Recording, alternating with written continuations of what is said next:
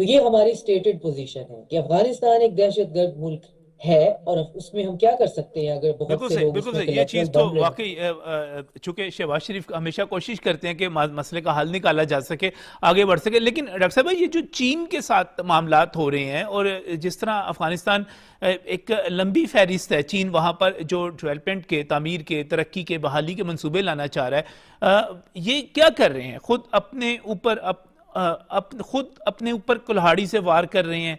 ये किस किस्म की हिकमत अमली है इनकी?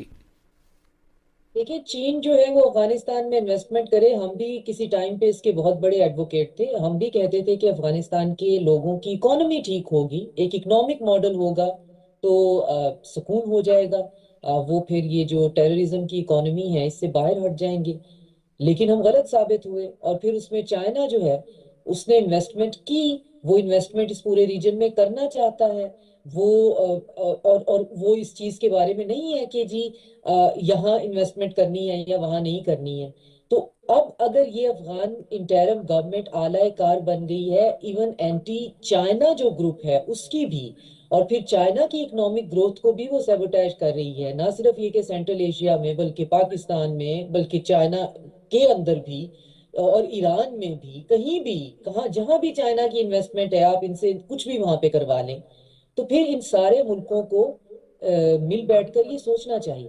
रिसेंटली जो सेंट्रल एशियन कंट्रीज में तिरमेज डायलॉग एक हुआ है, जिसमें दोबारा से अफगानिस्तान की सनती तरक्की की बात हो रही है।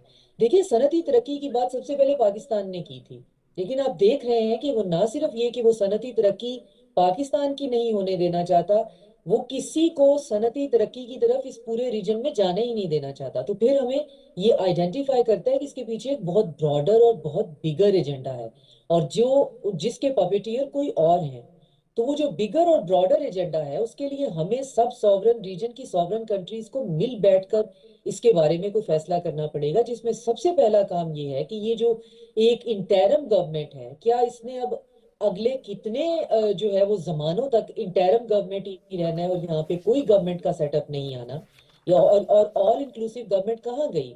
अब रिसेंटली आप देखें कि ये इतने इनडिग्निफाइड लोग हैं, मैं मुझे समझ नहीं आ रहा और कौन सा इनके लिए एडजेक्टिव यूज किया जा सकता है, कि ईरान पे अटैक के लिए मेरी इंफॉर्मेशन है, कहीं से मैंने पढ़ा कि इन्होंने कहा कि जिस बागराम एयरबेस के लिए ये कहते थे कि जी हम आंखें निकाल लेंगे अगर किसी ने कहा, तो ये खुद ट्रंप को ऑफर करते फिर रहे थे।